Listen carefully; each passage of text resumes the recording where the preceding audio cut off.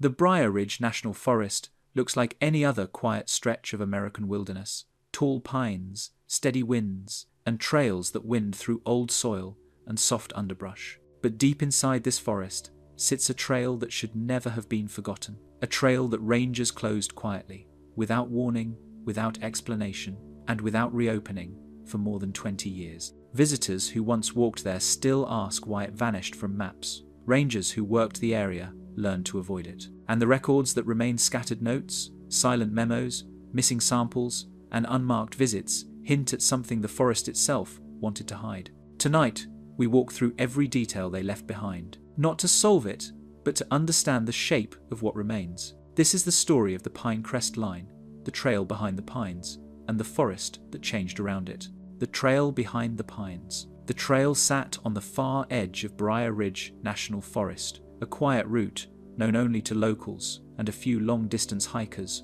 who marked it on old maps. The path had no official name on the park brochures, but rangers called it the Pine Crest Line because the entrance sat behind a cluster of tall eastern white pines. For decades it remained open, without incident. Then, in late October of 1998, the park superintendent, Daniel Morrow, signed an internal notice stating that the trail would be temporarily closed until environmental review is complete. The review never appeared in public archives. The closure became permanent in June of 1999. No press release explained why. Visitors who returned that summer found a metal gate installed across the entrance. The sign on it simply read, "Area closed for safety." Rangers avoided conversation about the decision. Some said it was due to erosion. Others said the forest was growing unstable after strong winds that hit the ridge in March of that year. But the weather records from the Briar Ridge station show only moderate gusts and rain, nothing large enough to reshape an entire section of the park. This raised quiet questions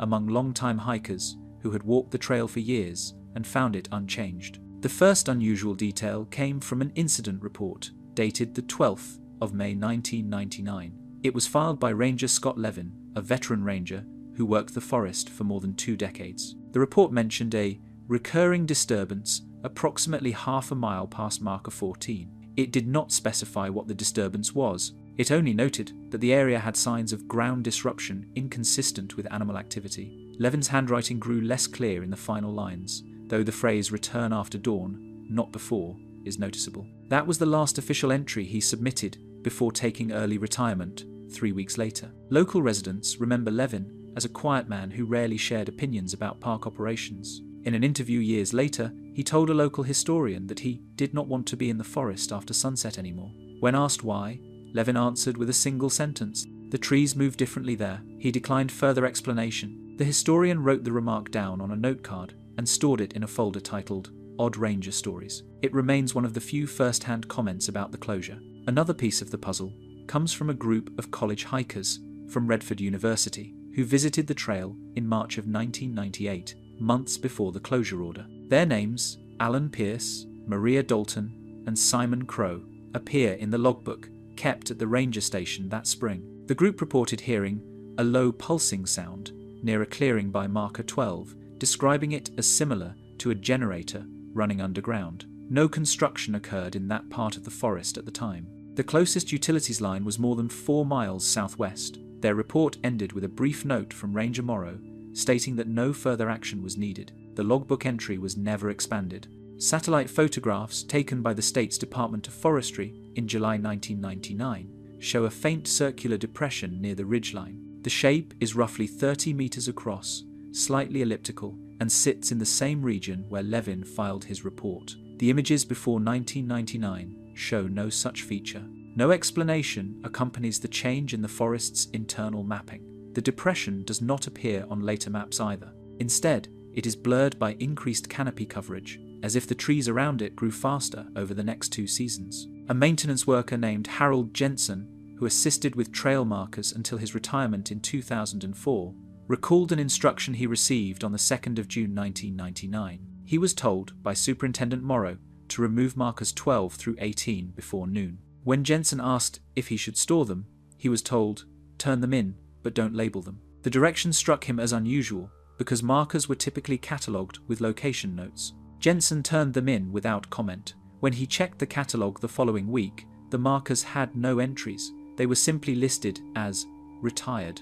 Weather logs from the same period reveal a brief spike in temperature readings recorded in the Pine Crest region. On the 28th of May 1999, at 2:17 a.m., a remote sensor placed near the ridge registered a sudden increase of 9 degrees Fahrenheit, lasting only 7 minutes. The sensor model used at the time did not malfunction often. When the data was reviewed by technician Amanda Reyes, she marked the reading with the annotation "unexplained." Reyes noted in her field report that the air above the soil felt charged, almost metallic, when she inspected the sensor later that day. She found no wiring faults. In June of that same year, 2 backpackers, Ron and Evelyn Tate, walked close to the restricted area after failing to notice the new gate. They told a ranger they heard what Evelyn described as a soft humming, followed by a crack, like frozen branches snapping.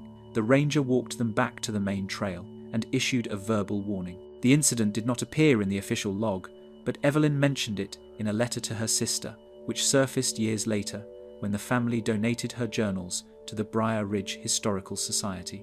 One of the more peculiar accounts was logged in August of 2001, long after the closure. A firefighter named Neil Hart joined a crew clearing brush along the outer boundary of the forest. Hart reported that, when walking near the old Pine Crest Line, his compass needle rotated slowly in a full circle before settling again. He wrote the observation in the crew's shared notebook, adding, "Only did it once, no metal nearby." The notebook became part of the station's archive, though the page was partially smudged by water damage. By 2003, the trail had become an abandoned route, overgrown and difficult to find without precise direction. The park decided not to restore it, yet annual budget sheets show that the Forest Service continued to allocate small funds to the Pine Crest sector, usually listed as monitoring. The term was never clarified, and the amounts varied between $2,400 and $4,800 each fiscal year. None of the line items explain what was being monitored. In 2006, a visitor named Elaine Corbett asked a ranger why the trail remained closed. She noted that she had walked it many times in the 1,980 seconds and never saw erosion. The ranger answered with a simple phrase, "The ground changes there." Corbett recalled his tone as calm, almost rehearsed. She wrote the sentence in the corner of her map, circling it as if planning to ask again. She did not. Researchers who reviewed public records in 2018 found no geological surveys from the period surrounding the closure. The only document remotely related is a single-page memo dated the 15th of June 1999, stamped internal use. It states, "No further access permitted pending assessment of subsurface anomalies." The memo carries no signature.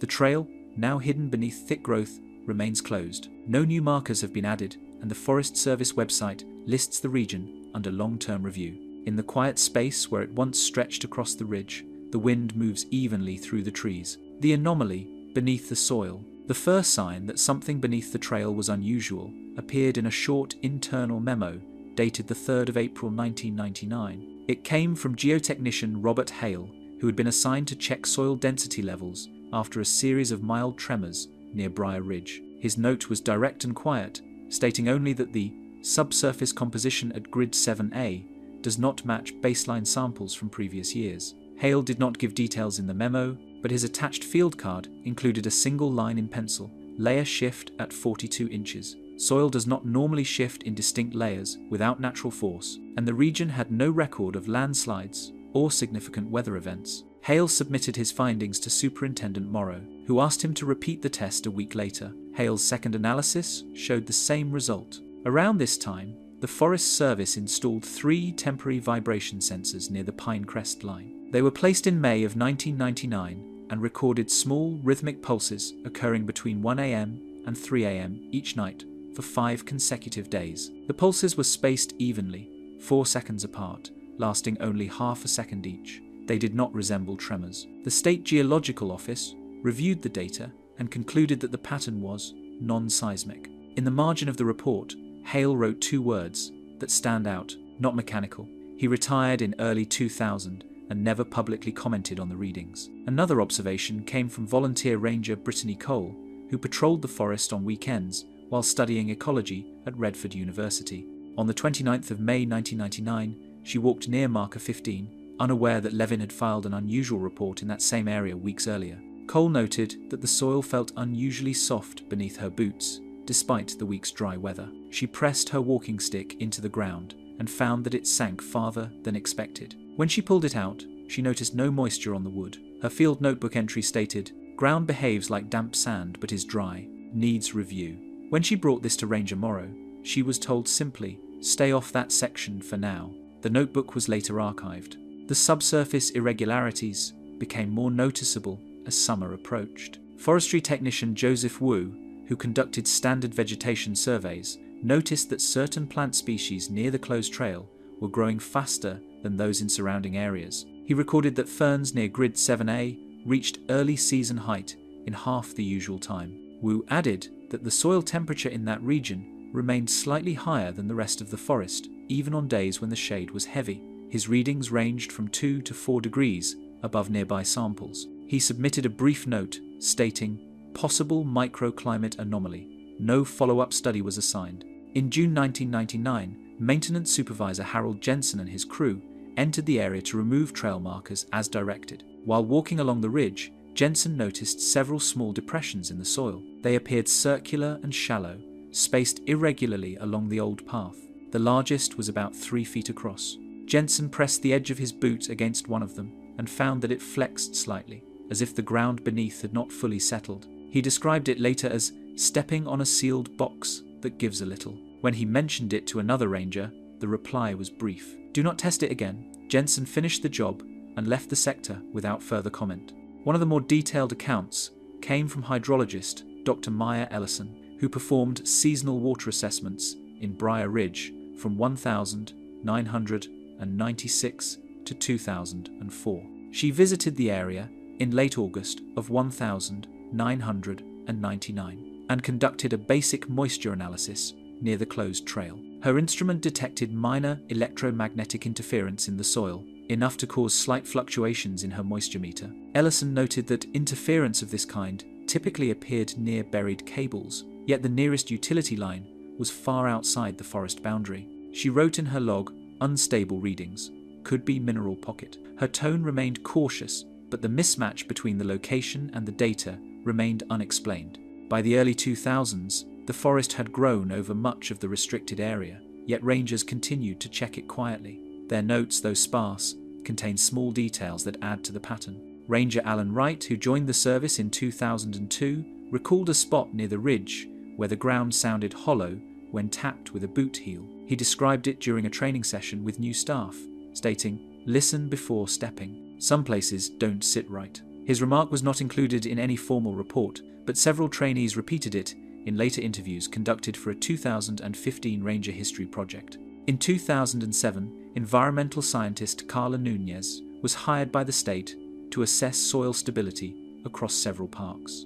Briar Ridge was one of her assignments. When she reached the Pine Crest region, she noticed a faint circular outline in the vegetation from an overhead drone image. The outline resembled the depression seen in 1999 satellite photographs. She visited the site and found the canopy thicker than surrounding areas, as if trees had grown denser over time. Her soil probes hit a firm surface at a shallower depth than expected, only about 14 inches. Beneath it, the probe slid into a looser layer, something she described as unexpected voiding. Her report to the state included a recommendation for deeper geological scanning, but no record shows that such a scan ever occurred. The most curious piece of information surfaced in 2011 when a graduate student named Eric Monroe reviewed archived ranger communications for a thesis about land use policy. Monroe found a handwritten note attached to a bundle of 1,999 documents. It read, "Monitor 7A for recurrence. Disturbance quiet since closure."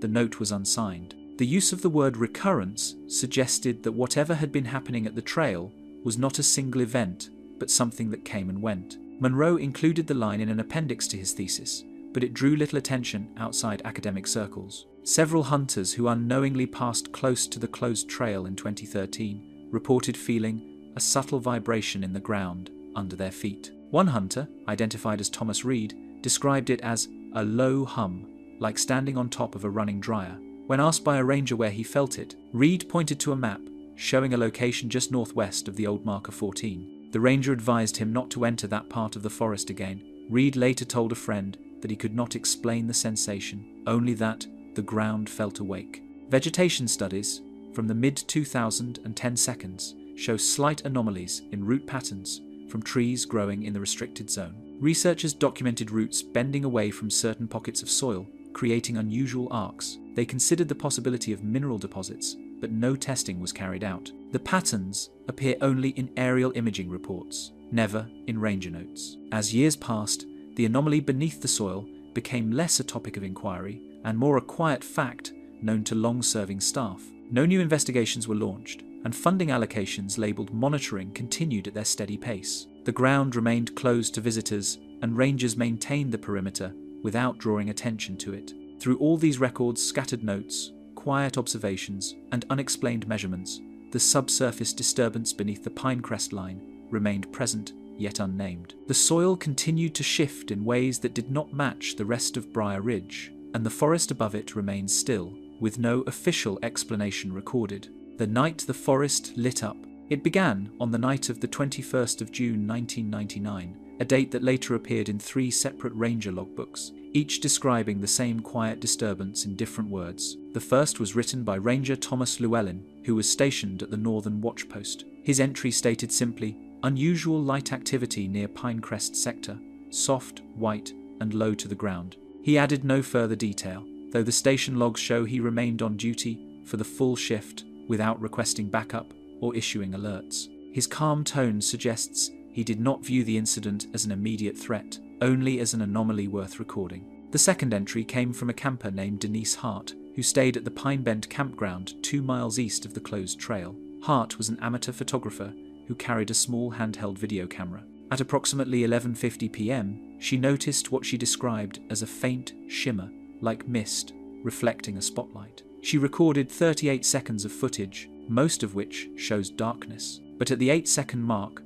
a pale glow appears between the trees, steady and round. The light does not flicker, bend, or move. It remains fixed, then fades out before returning briefly at full brightness. Hart turned the footage over to the ranger station the next morning. The camera was returned to her, but she later said that the ranger who viewed the tape didn't want to discuss it. The third record came from an aircraft flying above Briar Ridge at the time. A small state survey plane piloted by Richard Noble crossed over the forest on a routine mapping route. Noble flew the same path twice a month. His flight log for June 21 notes that he observed ground illumination inconsistent with moonlight reflection. Moon phase data confirms that the sky was just past first quarter, meaning the moon was bright, but not enough to create the steady glow Noble described. He marked the location as near the ridge, though he could not fix the exact coordinates due to cloud cover. His entry ends with the line, "Light registered on lower left viewport only." Around midnight, 2 campers identified only as Aaron and Beth in an incident inquiry walked along a service route near the perimeter fence. They did not know the trail beyond was closed. In a statement filed the next morning, Aaron wrote that the forest looked foggy, but only in one direction. Beth observed that the fog seemed to glow from within. The pair watched it silently for about 20 seconds before hearing a crackling sound, similar to static. They turned back toward the campground. Their statement notes no fear or urgency, only curiosity. A ranger later told them the area was off-limits due to environmental testing. 40 minutes after the first reported glow, the Briar Ridge Fire Lookout Tower registered a drop in visibility readings only for the sector where the light had appeared. The lookout officer on duty, Charles Morton, filed a brief sensor report. It stated that the visibility range dropped by 30% between 12:32 and 12:46 a.m. No smoke was present and wind remained calm. Morton recorded, "Sector appears hazy, no fire indicators." He kept watch until sunrise, but the haze dissipated slowly, not clearing until after 2 a.m.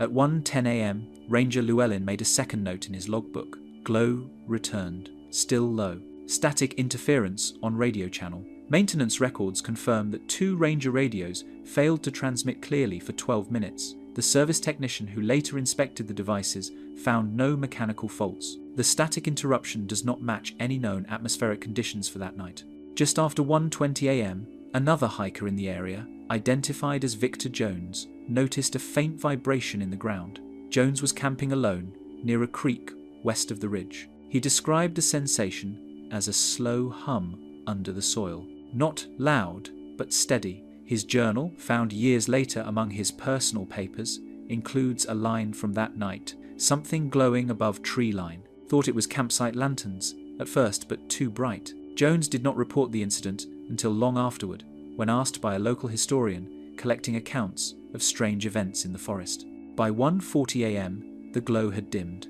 Rangers stationed near the sector recorded no unusual noises, though Ranger Morrow filed a private memo the following afternoon stating that the air near the closed trail felt charged. He did not specify what he meant, but noted that small insects avoided the ground near marker 14. His observation was not included in public park records. The final account from that night belongs to volunteer ranger Brittany Cole, who was scheduled to collect early morning humidity data at 4 a.m. She arrived near the Pine Crest boundary and noticed that the soil felt warm despite the cool air. Cole wrote that she saw a faint white flicker close to the ground, like a candle behind frosted glass. It lasted only a moment. When she checked the time, her watch had stopped at 4:03 a.m. The device returned to normal after she tapped it lightly. Her notebook from that day includes a single sentence: "Light seems to come from below tree line, not above." Environmental data later collected from the sector revealed unusual readings from foliage samples retrieved 3 days after the event. Leaves from young saplings at Grid 7B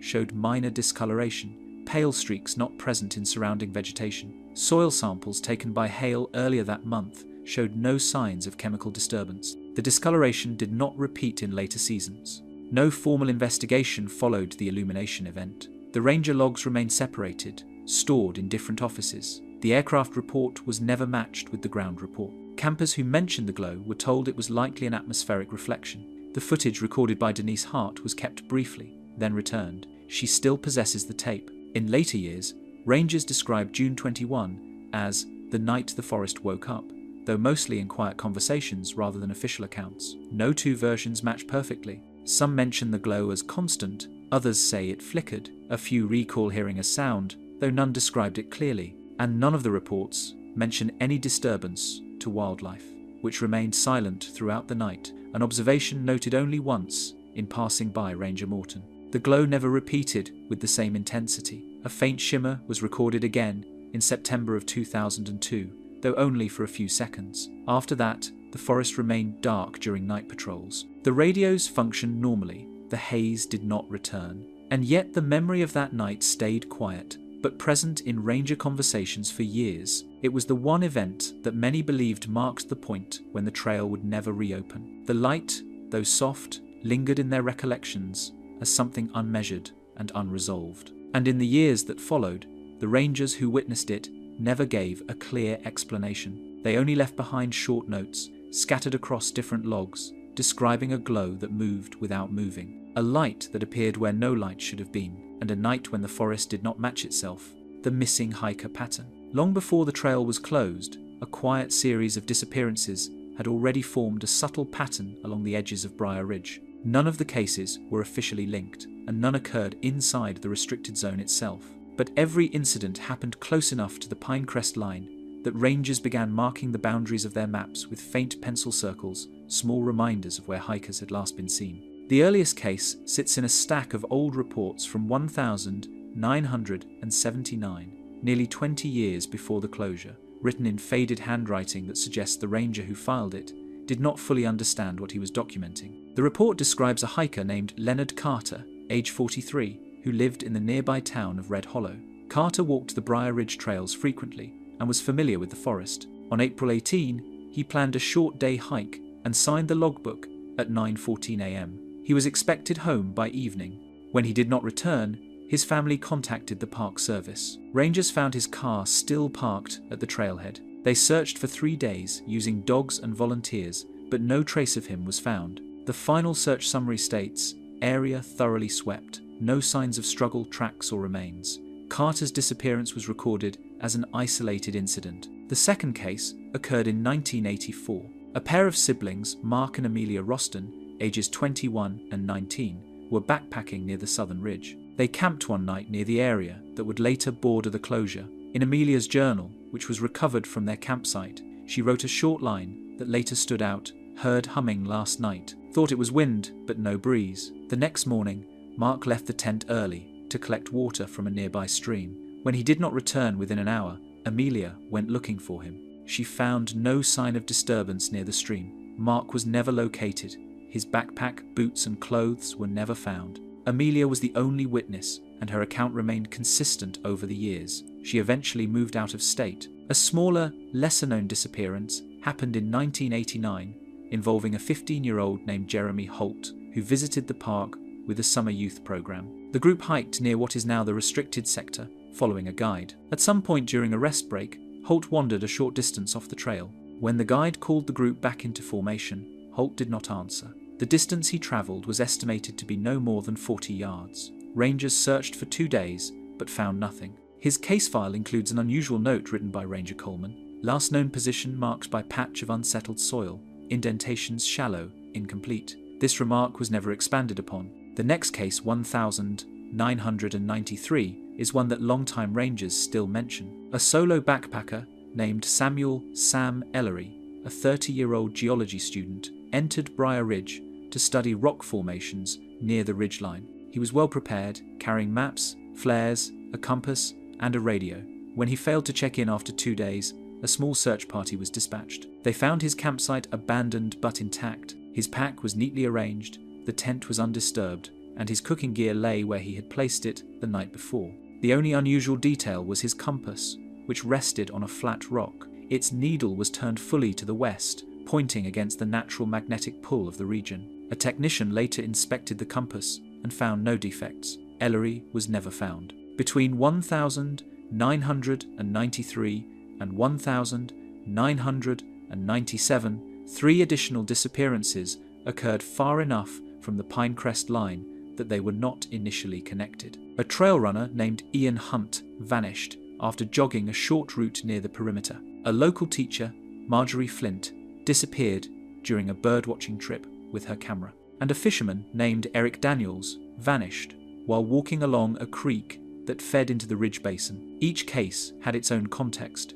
its own timeline. But years later, when rangers compared old logs, they noticed that every disappearance occurred within a narrow band of forest that traced the same arc, an arc that touched the Pine Crest Line at its midpoint. The last disappearance before the trail closure was the most documented. It occurred in April 1998, involving a man named Harold Brighton, age 56. Brighton was an experienced hiker who frequently visited Briar Ridge. On April 9, he followed a path that intersected with the Pine Crest Line. Weather conditions were calm, and daylight remained strong. Brighton signed in at the station, indicating he planned to be out no longer than 5 hours. When he did not return by nightfall, rangers initiated a search. They found a single detail in the soil near marker 13, a deep impression shaped like a heel, but no matching toe print. It was as if Brighton had stepped down with 1 foot and never shifted his weight forward. Ranger Levan photographed the impression and marked it with tape. The photograph remains in the archive. No other tracks were found. Interviews with rangers who worked during those years reveal quiet, almost reluctant recollections. One ranger, speaking anonymously during a 2016 oral history project, said, "None of us talked about a pattern back then, but we knew the disappearances ran along the same line. We just didn't know what tied them together." Another ranger, Morrow, later admitted that he had drawn the locations of the disappearances on a personal map.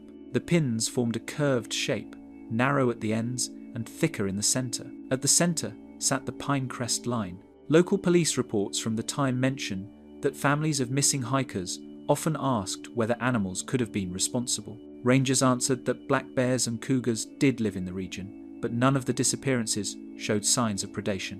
No torn clothing, no scattered belongings, nothing disturbed. The forest floor remained intact, as though the hikers had simply stepped out of the world between one moment and the next. A retired detective named Howard Prentice reviewed the cases many years later. In his notes, which were eventually shared with a local newspaper, he wrote that the disappearances lacked the chaotic markers common to most missing person investigations. He pointed out that the abandoned campsites, particularly Ellery's, appeared paused rather than deserted. Prentice concluded that the cases were geographically linked but circumstantially thin, leaving no direction for further inquiry. When the Pine Crest Line closed in 1999, none of the old cases were officially cited. They remained scattered across different filing cabinets. labelled as isolated incident. It was only after the trail had been closed for several years that a new ranger, reviewing the disappearance records for training, noticed the clustering. He mentioned it quietly to a colleague,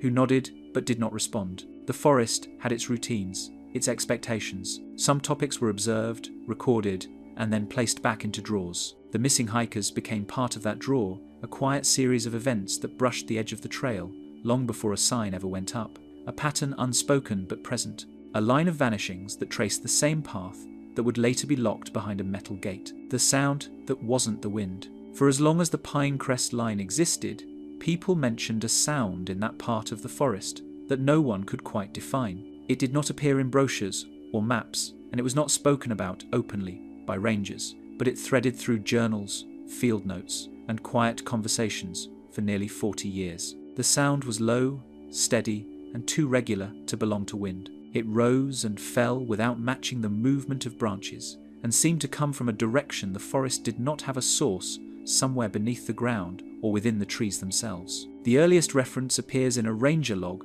dated the 2nd of September 1975, written by Ranger Ed Simmons. He described hearing a soft, pulsing hum while patrolling near the ridge at dawn. At first he believed it came from distant highway noise, but the nearest road was 6 miles away, and traffic was light at that hour. Simmons walked toward the sound, yet it did not grow louder or quieter as he moved. His entry ends with the sentence, "Humming continued until sunrise. No visible cause." He never recorded it again. A more detailed account came from a hiker named Judith Lane in 1981. Lane often walked the lesser-known trails and kept thorough notes. On April 14, she wrote that she heard a faint vibration, like a long exhale. The sound lasted nearly a minute, accompanied by a slight trembling in the leaves around her feet. Lane described it as neither frightening nor natural. Her journal entry includes the line, "Felt as though something beneath wanted to be heard." She later told friends she preferred to hike elsewhere. The sound grew more frequently documented in the 1,990 seconds, though still indirectly.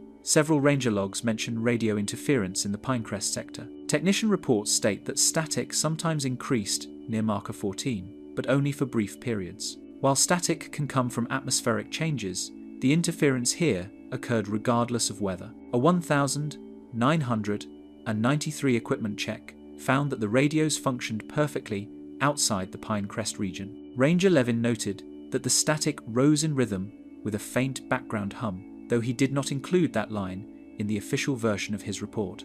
One of the most significant descriptions came from a backpacking group in 1994. There were 4 college students traveling from camp to camp. In their shared journal, later donated to the Briar Ridge Historical Society, one student wrote, "We all heard something like a low drone, not loud, more like feeling it in our stomachs. The group tried to determine its direction, but found it impossible to locate. It seemed to surround them without echoing. They moved on quickly, assuming it was some distant generator, though there were no generators in that part of the park." The sound appeared again in 1,996 inches, a brief line from ranger trainee Maria Ellis. "Hum," present again at dusk. Her supervisor crossed out again before filing the record. Ellis later said in an interview that she had heard it twice before, but was instructed not to include subjective details. She remembered that the hum made the air feel thicker, a sensation she struggled to explain. When asked years later whether she thought the sound came from the trees, she shook her head and replied,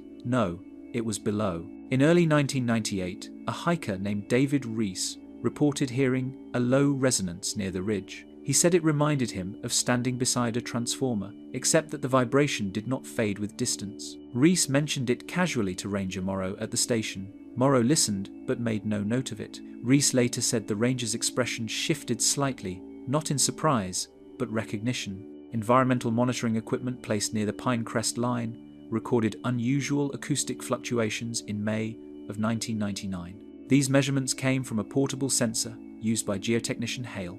While intended to collect wind data, the device picked up a series of low-frequency pulses between midnight and 2 a.m. The pulses were separated by 4-second intervals, remarkably similar to the vibration pattern detected by the ground sensors that same month. Hale labeled the reading anomalous interference. He did not determine its source. Campers also reported hearing the hum during this period. A family staying at Pine Bend Campground in June 1999 told rangers they heard a soft thrum around 3 a.m. They compared it to distant machinery, though no machinery existed within that part of the forest. The ranger on duty later identified as Llewellyn told them the forest sometimes amplifies distant sounds at night. It was the explanation rangers often used when visitors reported the hum. The most striking account came from volunteer ranger Brittany Cole, who heard the sound twice. The first time was in late May, when she noted the soil behaving strangely near marker 15. The second was on June 21, the night the forest lit up.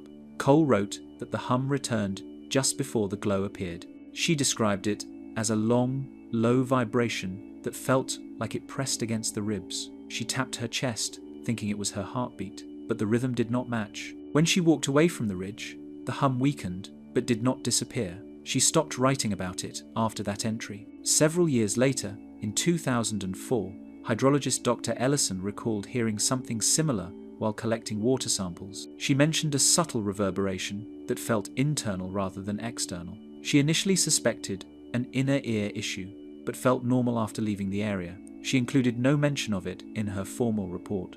By the late 2000s, the sound appeared less frequently in logs, not because it stopped, but because fewer people entered the region. Rangers avoided the boundary unless necessary. Visitors were redirected to safer routes. The hum became something recalled quietly in interviews and ranger reunions. The descriptions varied slightly, but all agreed on one detail. The sound did not travel like wind, water, or wildlife. It did not belong to the forest's natural rhythms. A retired ranger summarized it during a 2013 oral history session. It wasn't loud.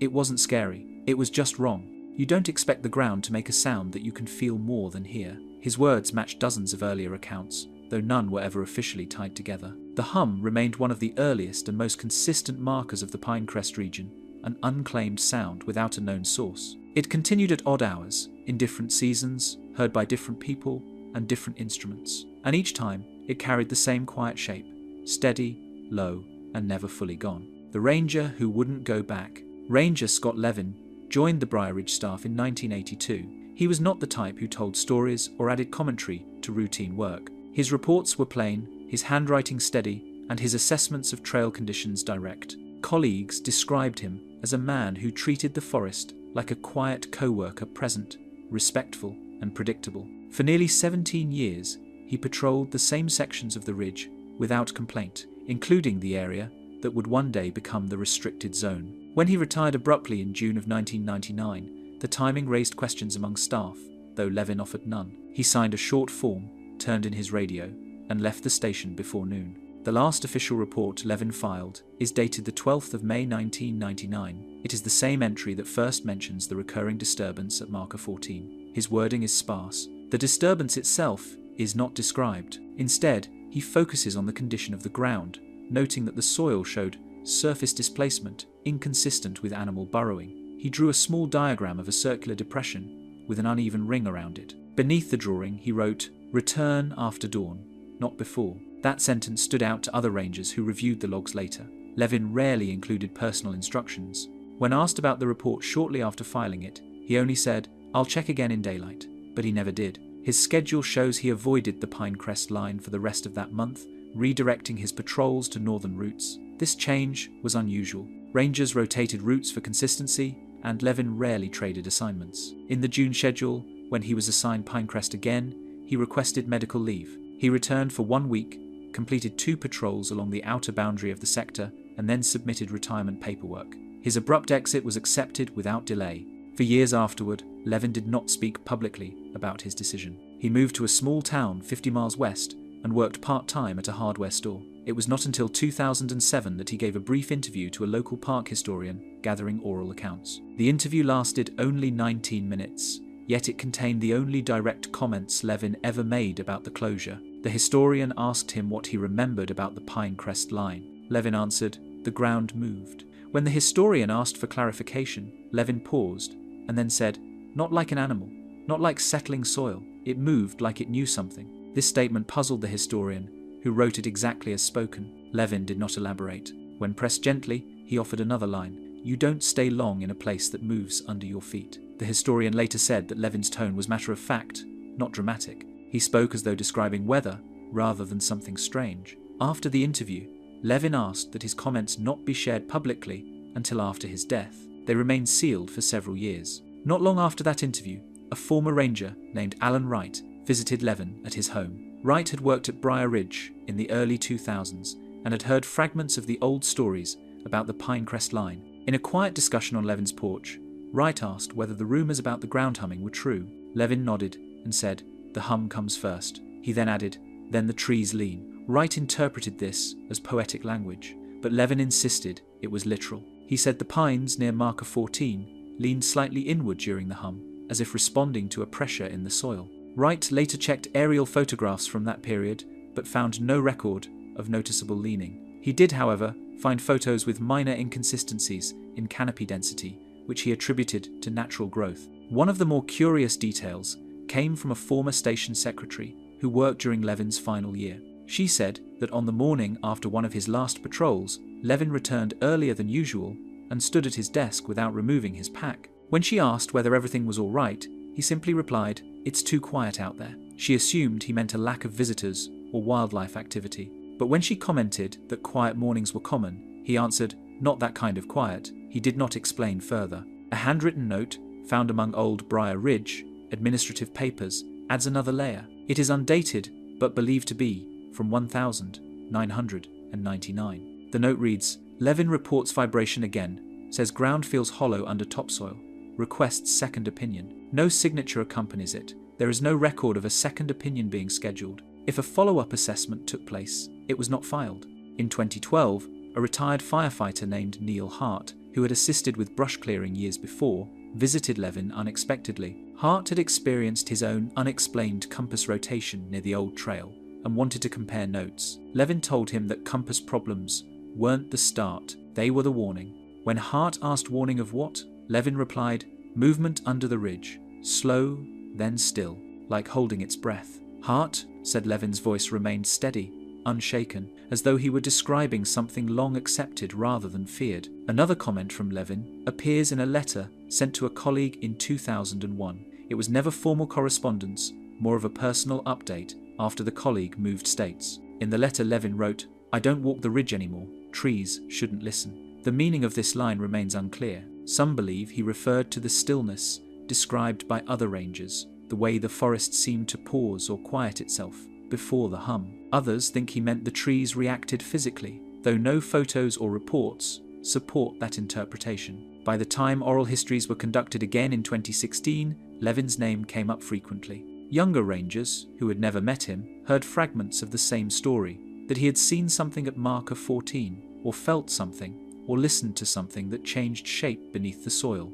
They described him as the first ranger who refused to return, the one whose departure marked a subtle turning point in how staff approached the Pine Crest sector. When he passed away in 2018, the historian who had interviewed him released the sealed transcript. It contained only 3 additional lines that had not been shared earlier. The lines read, "Don't trust quiet ground, it waits between months, and there is a line the forest does not cross, but we did." These lines were not explained. They were simply part of a short conversation that ended with Levan saying he hoped the forest would settle again someday. Colleagues who remembered him said that he never discouraged others from working in the park. He never spoke dramatically or warned visitors, but he never walked near the Pine Crest Line again. He would drive past the forest often, slowing briefly near the ridge, then continue without stopping. For reasons he never fully shared, Levan treated that section of Briar Ridge as a place left undisturbed, a place he visited once too closely and would not revisit again.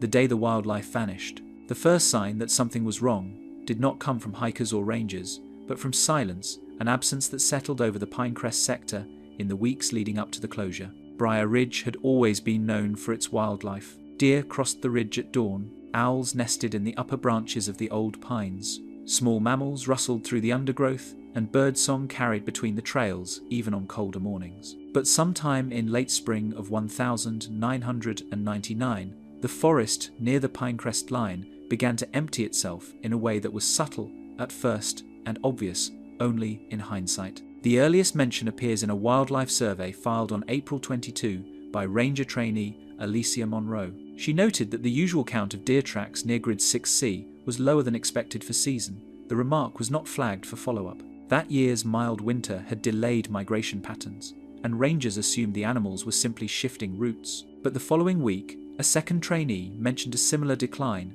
writing that the clearing near marker 12, once a common feeding spot, showed no fresh tracks. These small notes did not draw attention on their own. In May, volunteer birdwatcher Harold Rickett logged an unusual observation. Rickett had visited Briar Ridge weekly for nearly 2 decades and kept detailed notes of bird populations. On May 11, he wrote that the ridge was quieter than he had ever experienced. He recorded no calls from hermit thrushes, no movement from the usual pine siskins, and no signs of nesting activity along his usual route. Rickett wrote, "Area feels emptied.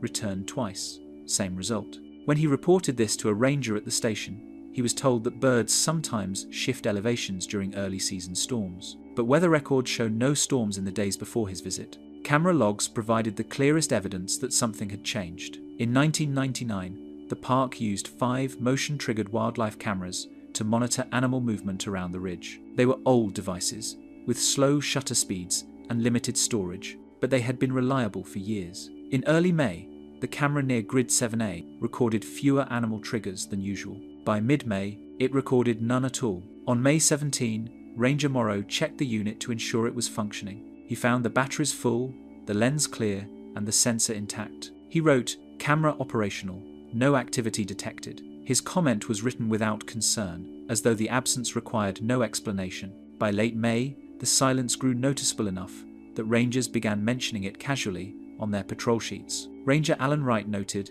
"Saw no deer on Ridge Trail today, odd for time of year." Another ranger wrote that he heard no birdsong during a morning patrol, calling the forest strangely still. These remarks were quiet observations, never escalated beyond routine paperwork.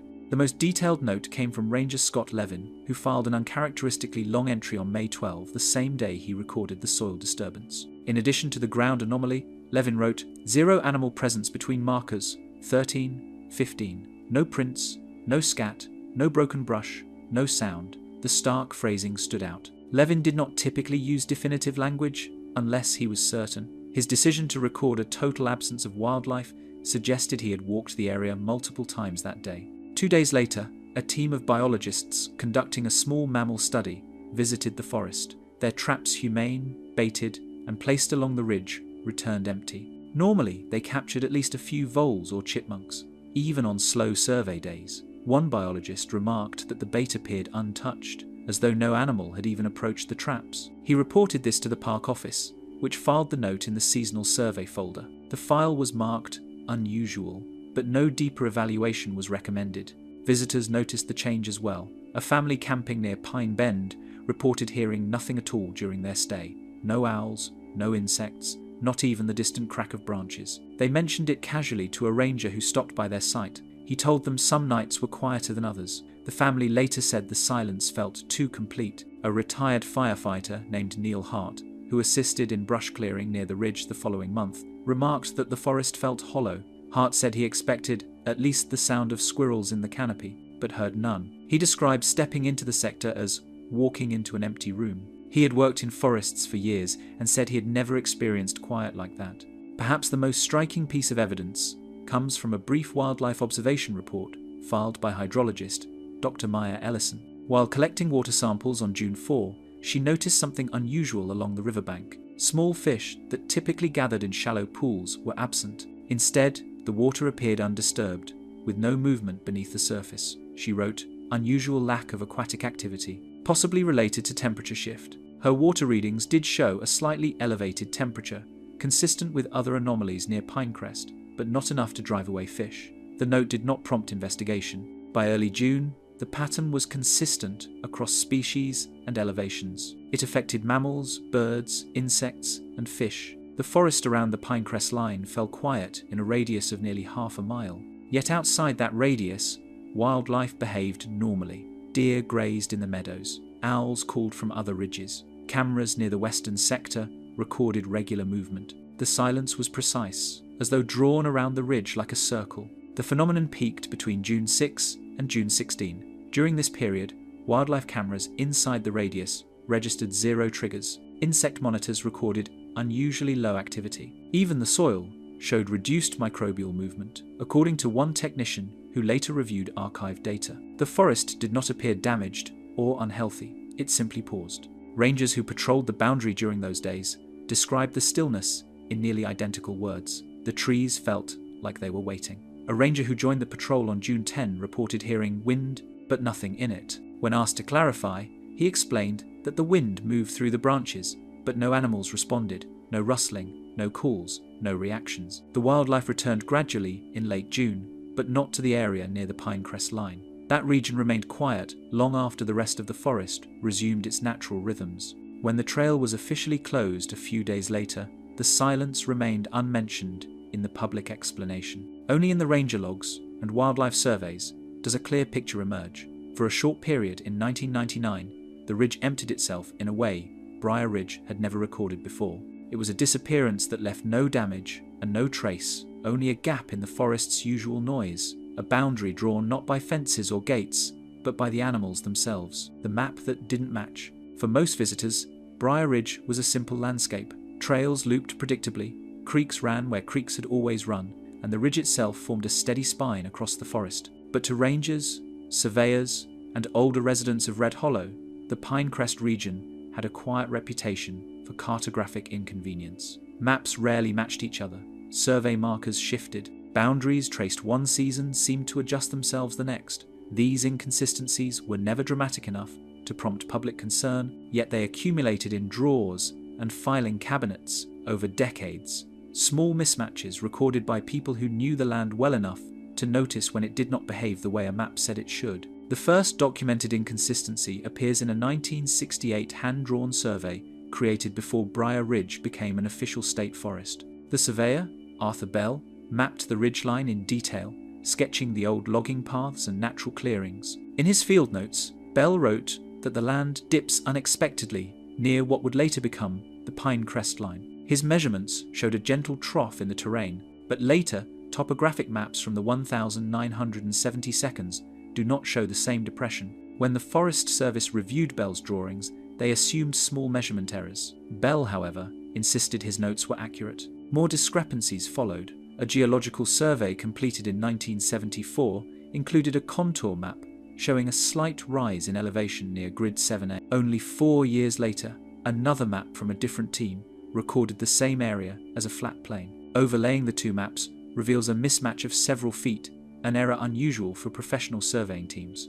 One of the geologists noted in a margin, unexpected shifting in elevation lines, recheck needed. The recheck never happened. As Briar Ridge slowly expanded its trail system in the 1980 seconds, rangers relied on updated internal maps to navigate new and old routes. These maps were usually precise, reflecting hours of careful walking, marking, and referencing. Yet the Pine Crest region consistently produced odd mismatches. Marker numbers recorded along the ridge were sometimes misaligned with their mapped distances. In 1986, Ranger Simmons filed a correction, noting that marker 14 was approximately 20 yards northeast of mapped location. On another map drawn only months later, marker 14 appeared in a different position again, without explanation. The inconsistency grew more noticeable in 1992, when the Forest Service introduced digital mapping tools. GPS was new and often imprecise, but it generally aligned well across the forest's other sectors. In the Pine Crest area, however, GPS readings were unreliable. Coordinates drifted several meters between readings taken minutes apart. Technician Laura Keane, who oversaw GPS transitions, recorded that the Pine Crest sector contained consistent coordinate jitter that did not appear in nearby regions. Her equipment passed all calibration tests. She recommended conducting a high-resolution ground survey, but the proposal was never funded. One of the more curious map-related events occurred in 1995, when a trail rerouting project was proposed to reduce erosion near the ridge. Rangers walked the existing route with updated maps, only to find that a small clearing marked on every map from the previous 10 years no longer existed. In its place stood dense young pines that appeared at least 5 years old. Ranger Levan, present during the survey, reportedly said, "This wasn't here last time," but no one documented the comment. The clearing was quietly removed from newer maps. In 1997, a seasonal ranger named Martin Reyes noticed that a small footbridge near marker 12 appeared slightly southeast of its mapped position. He measured the distance twice and confirmed it was off by several feet. Assuming seasonal ground movement, he made a marginal note to update the trail map. When he returned in fall, the bridge seemed to align closer to the original mapping position. Reyes later said he questioned his own measurements, but remembered that the surrounding trees also seemed shifted, though he could not explain how. The most striking map inconsistency emerged in early 1999, only months before the closure. Superintendent Morrow distributed updated maps printed from a new GIS system. Rangers immediately noticed that the Pine Crest Line on the new map showed a subtle curve not present in previous editions. The path bent inward toward the ridge in the middle section, a deviation not reflected by the physical trail, which ran straight. When asked about the change, Morrow said the new map was based on updated data sources, though he did not specify which. Ranger Wright, reviewing both maps side by side, remarked that the revised curve aligned almost exactly with the arc traced by several missing hiker cases from the preceding 15 years. He brought this observation quietly to Ranger Levan, who examined the maps, pressed his thumb on the curve,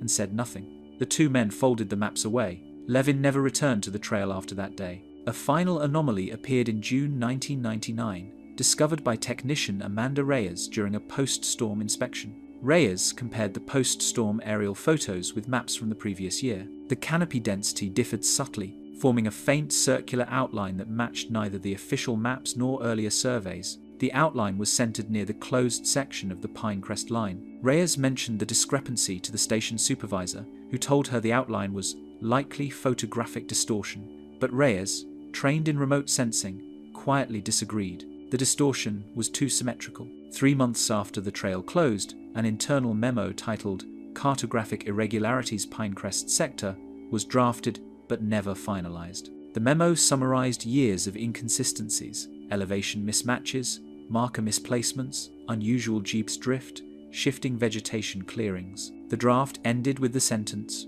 "Recommend limiting future mapping operations in this sector until anomalies stabilize." The memo was never filed. The draft survives only as an unsigned, undated document found in a storage box years later. Over time, the mismatched maps faded into obscurity. New rangers received updated GIS files that showed only the approved trails and boundaries. The outdated maps were tucked into binders and left on shelves. Yet the layers of discrepancies, hand-drawn surveys, digital maps, ranger sketches tell a different story. The land beneath the Pinecrest Line resisted consistent representation. It changed in small ways, subtle enough to dismiss individually, unmistakable when viewed together. The maps did not match because the land itself did not remain still. The specialists they called in the final months before the Pinecrest Line closed, a small number of unfamiliar faces began to appear around the Briar Ridge Ranger Station. They were not dressed like hikers or field volunteers. They carried clipboards instead of cameras,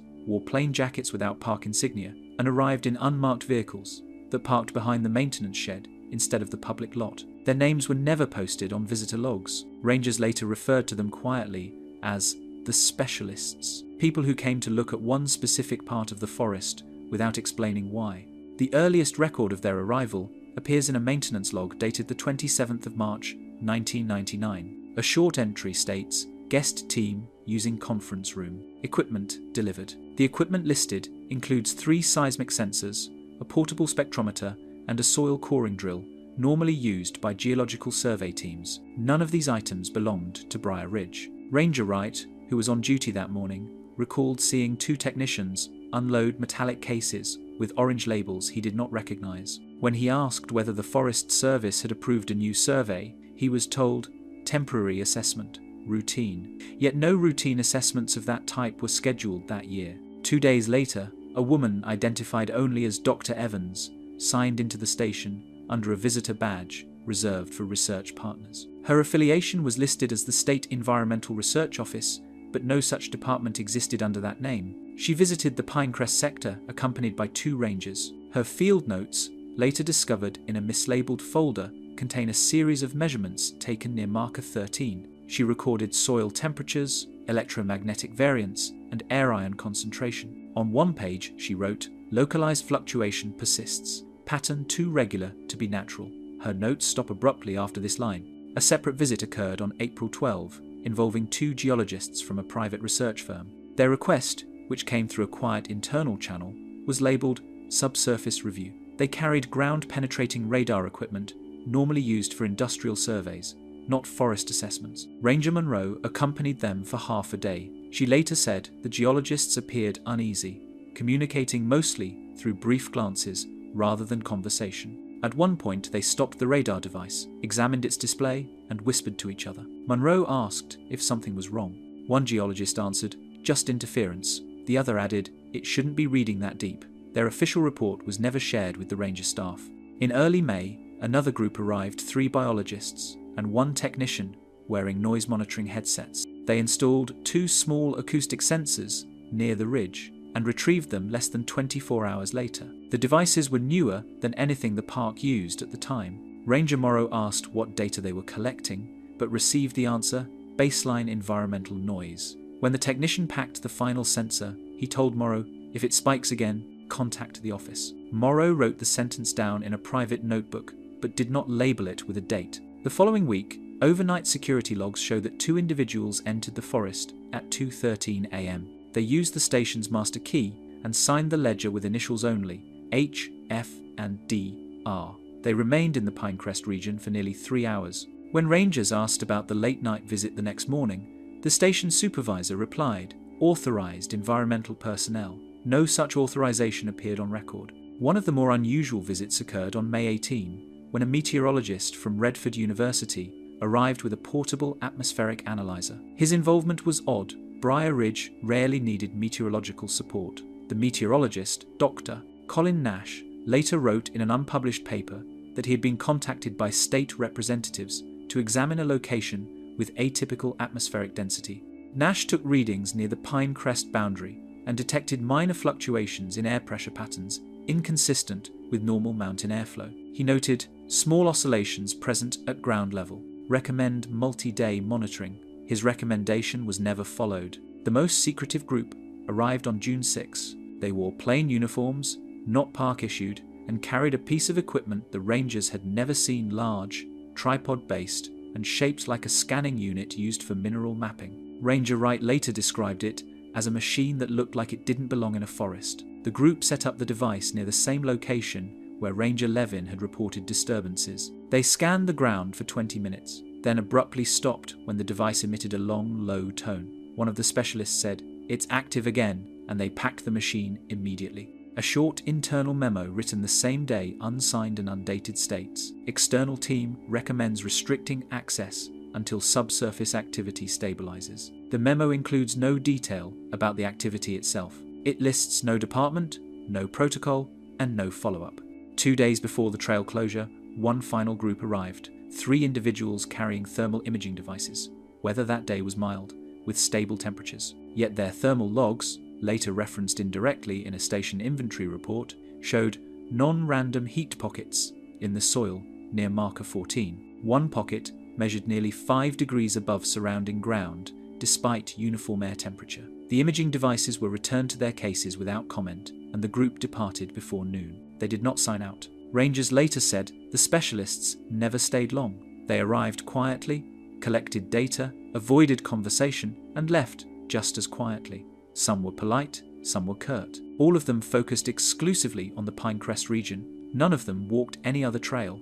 One ranger recalled overhearing a fragment of their discussion. A technician said, "If it expands, the ridge will shift." Another replied, "It hasn't expanded in years," but both men fell silent when they noticed a ranger nearby. When the trail officially closed later that month, none of the specialists returned. Their reports, if filed, never entered the public record. The equipment logs show that they borrowed nothing from the park. The visitor logs list only initials and vague affiliations. Their presence was brief, precise, and entirely focused on a place the public was soon told to avoid. And though no formal explanation was offered, the timing left a quiet impression among the rangers. Whatever the specialists found, it was not something the Forest Service wanted hikers to walk near.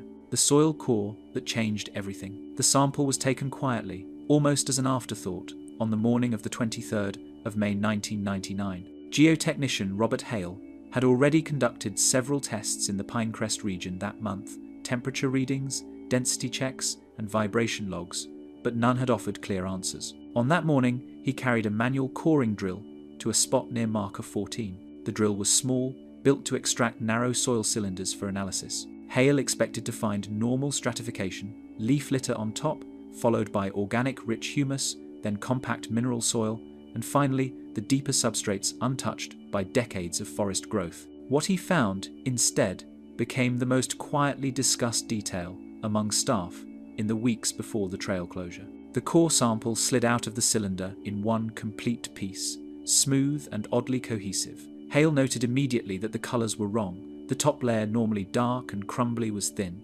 almost powdered. Beneath it, instead of richer organic layers, the soil shifted abruptly into a pale band resembling clay. But the Pine Crest Ridge had no clay deposits within 6 feet of the surface. Hale double-checked that he had not bored into a rare patch of mineral-rich ground. His notes reflect confusion, not alarm. Layering abrupt, uncharacteristic transition. Verify. He sliced the core in half with a field blade. Inside, the soil displayed banding inconsistent with any known local formation. One band was darker than expected, but had a glassy sheen under sunlight, as though partially vitrified. Hale touched the surface. The layer felt cooler than the surrounding soil, almost metallic. In the margin of his field log, he wrote, "Unnaturally consolidated, source unknown." He took a second sample 5 feet away. This one differed entirely from the first. The top layers appeared normal, but the deeper section was loose and granular, as if the soil had been aerated from below. No stones, no compacting, just soft granules that spilled apart in Hale's hands. Soil rarely behaved that way at that depth. Hale carried both cores back to the ranger station and placed them in the small lab cabinet used for environmental testing. Later that afternoon, a specialist team, quiet visitors who had arrived earlier in the month, requested to see the samples. Hale handed them over, expecting standard inspection. Instead, one specialist looked at the layers for several minutes,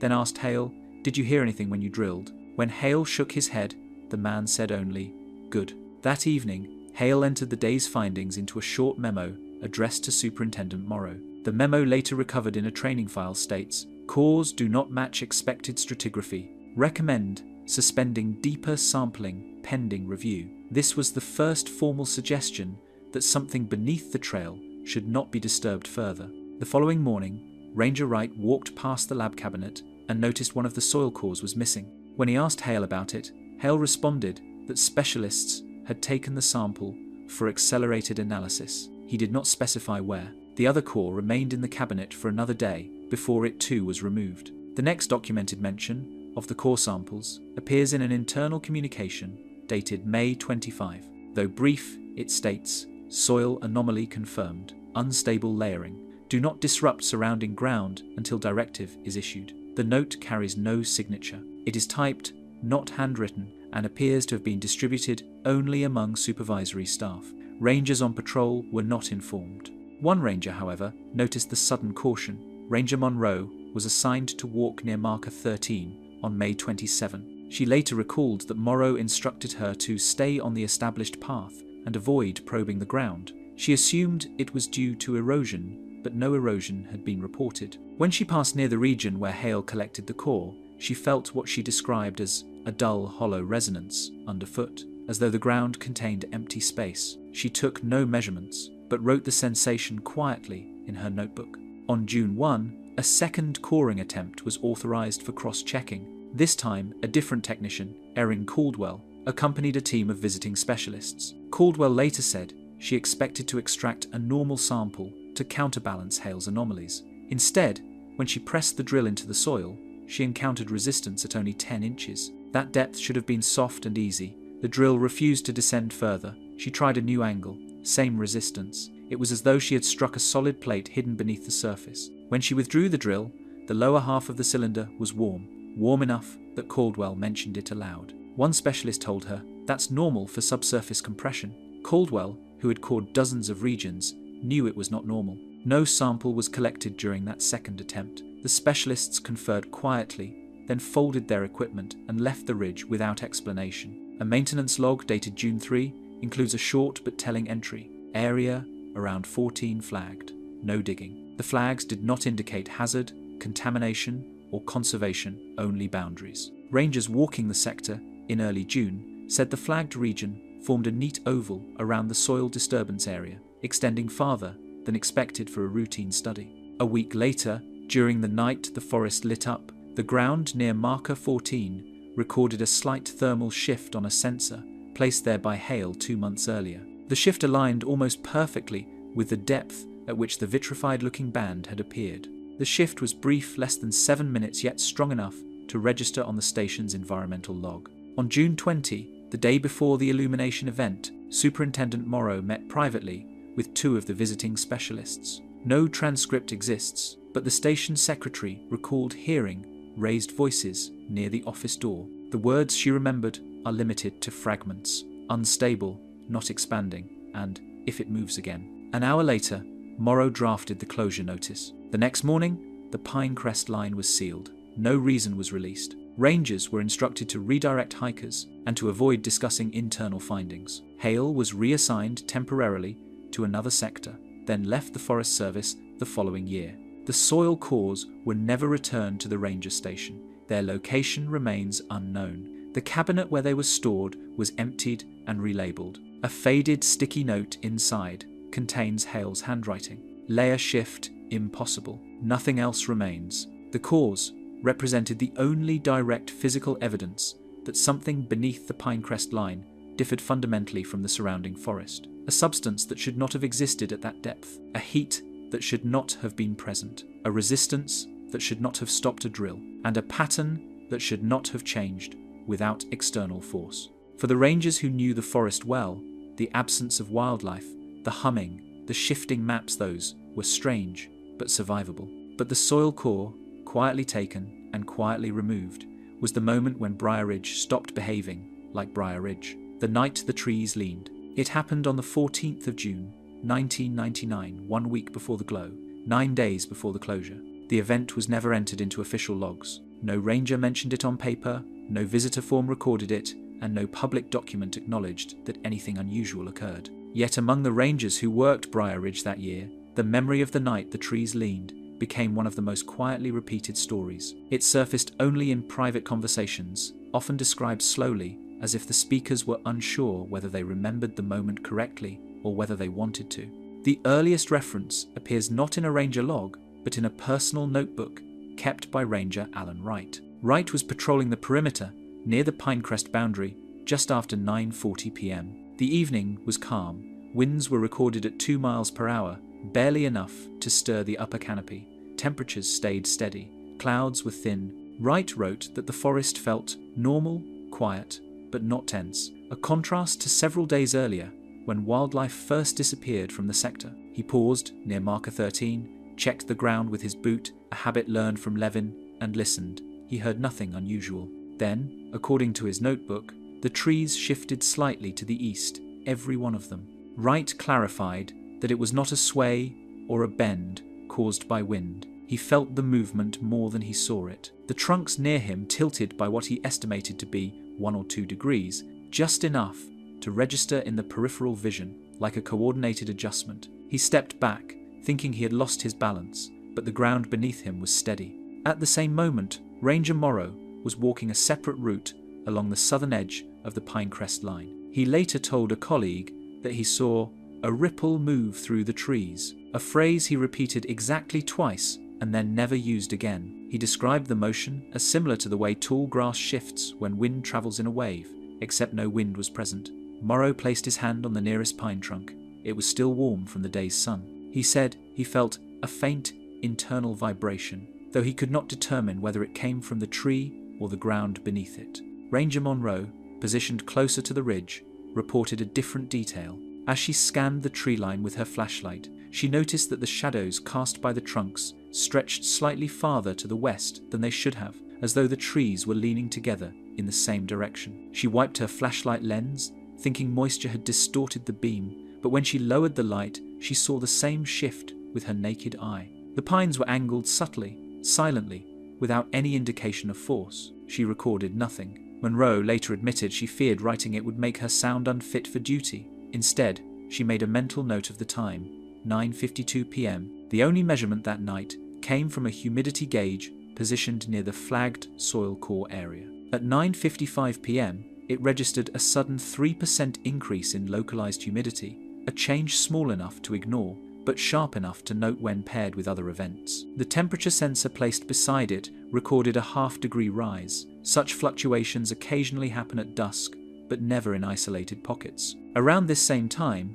a pair of hikers, Ron and Evelyn Tate, the couple who had previously heard the humming, were camped at Pine Bend. They later wrote in a letter to a family member that the trees near their site looked off-kilter, though they assumed it was due to uneven ground. Evelyn wrote, "It felt like the forest was stretching," a phrase she later said she did not fully understand herself. She mentioned no fear, only a strange stiffness in the air. The event lasted less than a minute. Wright recorded maybe 30 seconds. Monroe said it was closer to 15. Morrow recalled a few breaths. What they all agreed on was the end. The trees returned to their natural, upright positions at once, as silently as they had leaned. No snapping, no rustling, no settling of bark. The forest simply reset. Afterward, the air felt still. The ground no longer vibrated. The humidity dropped to its earlier level. The temperature stabilized. Wildlife did not return. The silence remained. When the rangers returned to the station, they did not immediately discuss the event. Wright did not mention what he had written.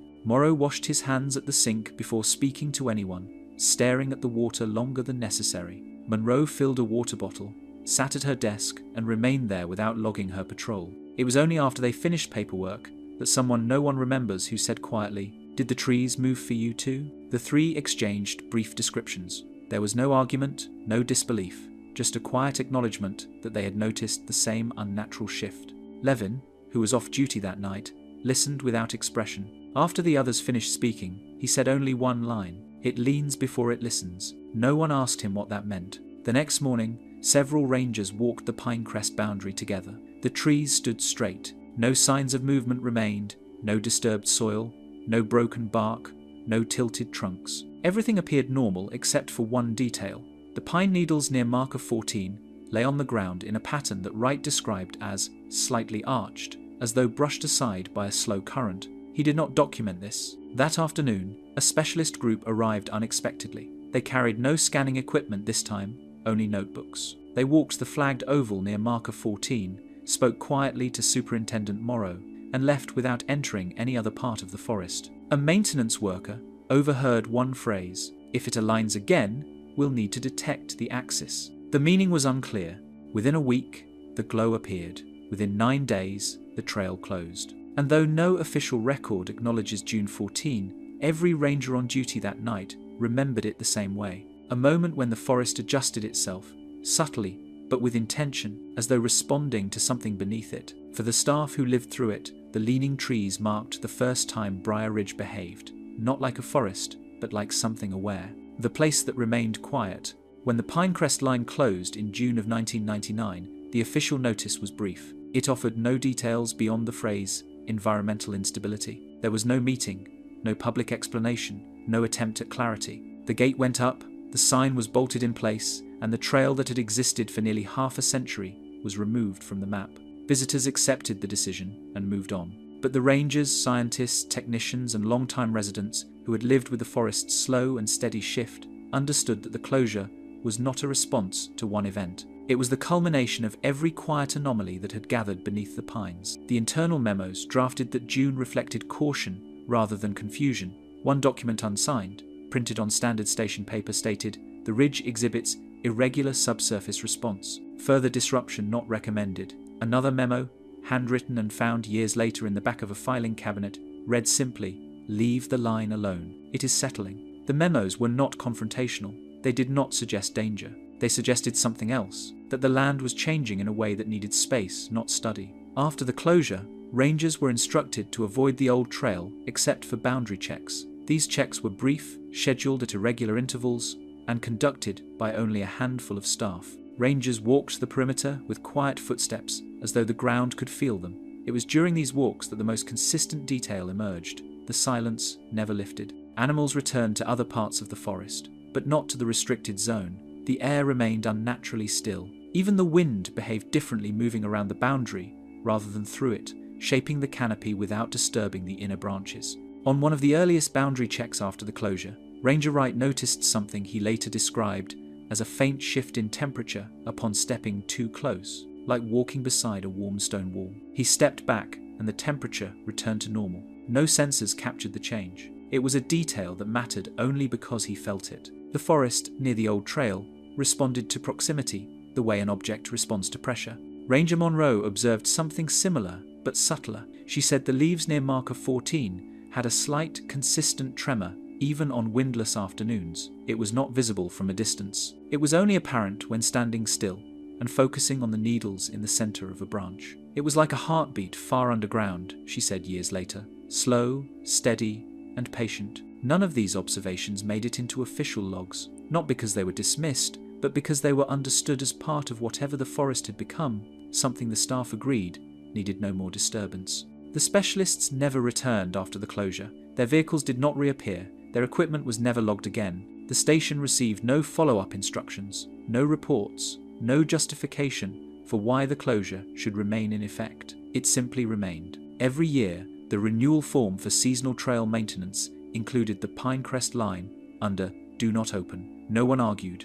No one added details. The line remained a fixed point on a sheet of paper. By 2003, vegetation had reclaimed the trail entirely. Pines thickened over the path, branches knitted across the entry, and the undergrowth rose high enough to erase the old marker posts. The forest moved slowly but deliberately, sealing the line as though repairing a surface that had been improperly cut. When rangers walked the boundary in those years, they described the growth as unusually uniform, the trees rising in almost symmetrical clusters. Natural forests rarely grow in such patterns, but Briar Ridge is not known for symmetry anywhere except along that one sealed path. In 2007, a new ranger named Ellen Hart asked why the Pine Crest Line remained closed. She had read the old maps, walked the perimeter, and noticed the quiet tension near the ridge. When she asked the senior staff, she expected a standard explanation concerning erosion or unstable ground. Instead, Ranger Wright told her, "It isn't healing yet." He said it plainly, without hesitation. Hart asked what he meant. Wright said, "The land shifts there. You don't open something that is still moving." Years later, Hart described this answer as the most honest and the least helpful thing anyone could say.